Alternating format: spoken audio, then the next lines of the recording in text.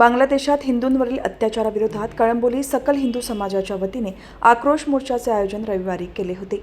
या मोर्चामध्ये पनवेलचे आमदार प्रशांत ठाकूर यांनी सहभागी होत निषेध केला।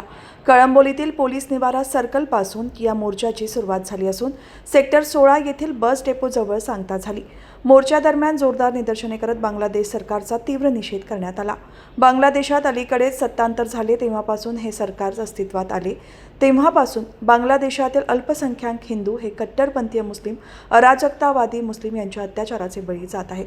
हिंदू तसेच इतर अल्पसंख्याक समुदायातील जनतेवर मुस्लिम कट्टरपंथीयांकडून होत असलेले हल्ले, हत्या, लूटमार, दरोडे, जाळपोळीच्या घटना, महिलांवरील अत्याचार, अल्पसंख्याक समुदायातील मुलं आणि महिलांवरील अमानवी अत्याचार हा भारतातील हिंदू समुदायाला चिंता करायला लावणारा आहे।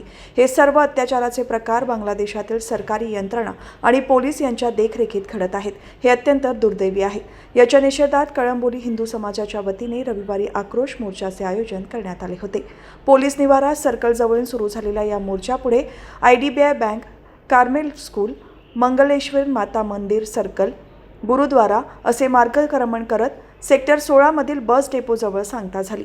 या मोर्चामध्ये पनवेल मतदारसंघाचे आमदार प्रशांत ठाकूर, भाजपचे कळंबोली शहर अध्यक्ष रविनाथ पाटील, माजी नगरसेवक अमर पाटील, बबन मुकादम, माजी नगरसेविका प्रमिला पाटील, मोनिका महानवर, भाजप भटके विमुक्त आघाडीचे उत्तर रायगड जिल्हाध्यक्ष बबन बारगजे, कळंबोली शहर सरचिटणीस दिलीप बिस्ट, चिटणीस मनीष तिवारी, उत्तर भारतीय मोर्चाचे मंडळ अध्यक्ष केशव यादव, अखिलेश तिवारी, सतीश शर्मा, जितेंद्र तिवारी, संदीप म्हात्रे, मनीष तिवारी, सुनील ठोंबरे, संजय दोडके, आबा घुटुकडे यांच्यासह गुढीपाडवा समितीचे सर्व पदाधिकारी, सर्वपक्षीय पदाधिकारी आणि हिंदू समाजातील सर्व संघटनांचे पदाधिकारी आणि कार्यकर्ते सहभागी झाले होते।